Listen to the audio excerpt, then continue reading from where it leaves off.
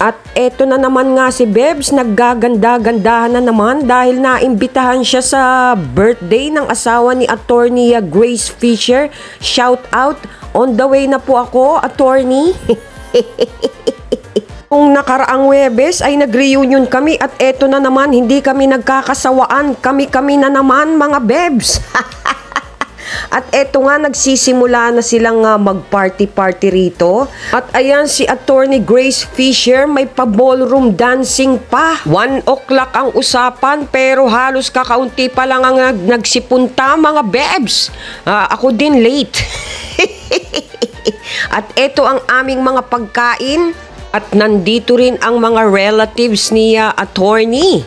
So, unti-unti nang nagdadatingan yung iba mga Bebs. And the one and only Mr. Fisher, the birthday celebrant, sineselebrate niya ang 46th birthday niya ngayon. At syempre, nandito na naman si Tito Mandy na hindi na nadala. Nagpa-premyo na naman siya mga Bebs. Yung budget niya daw sa pambili ng gamot ay hindi na raw muna siya bibili doon sa Mercury Drug. Sa amin na lang daw muna.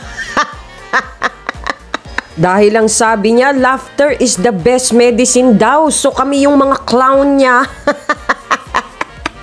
Shout out sa'yo, Tito Mandy. Naway bigyan ka pa ng kalakasan, mahabang buhay, at maraming biyaya para kami ay isa sa mga bibiyayaan mo.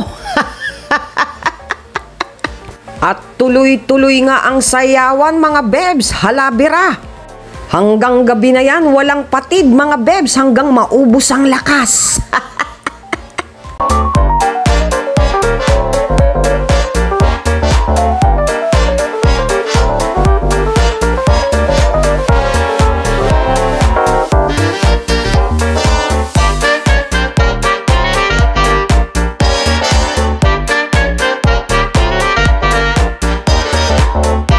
And a shout out din dito sa aming MC na napakagaling kumanta at napakagaling sumayaw. Siya ang dahilan ng pagka-misplace ng matres ko.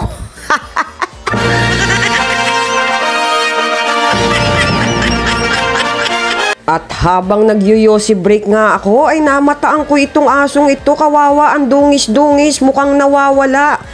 Mukha siyang lost dog mga Bebs. Uy, shout out sa may-ari niyan na mukhang naliligaw siya. Sana matagpuan siya ng amo niya. At nakarating din si Mr. and Mrs. Delica and Mr. and Mrs. Harin. At eto nga ang isa pang dumating, ang star for all seasonal fruit.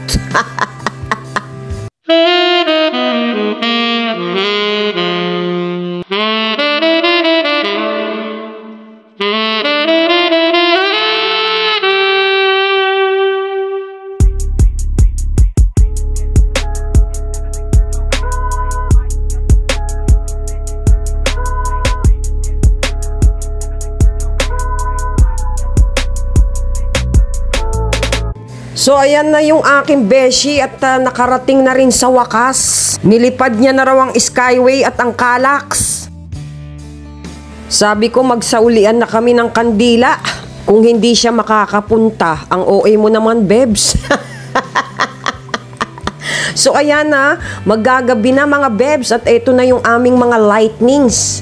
Ay lightings and lightning. Tamaan tayo lahat ng kidlat dyan. So ayan na yung mga lightings namin, o di ba bongga, hanggang sa ceiling umabot.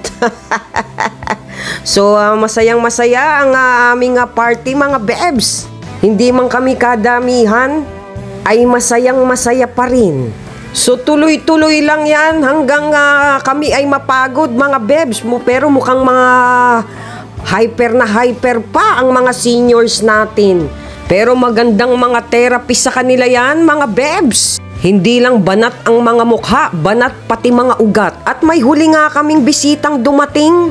Meron tayong gate crashers, mga Bebs.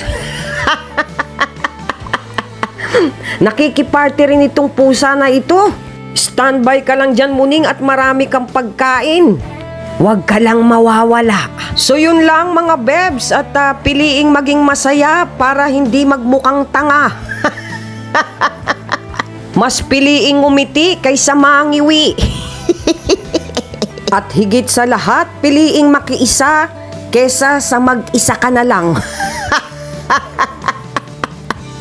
Good vibes mga bebs. Bye-bye. Mwah.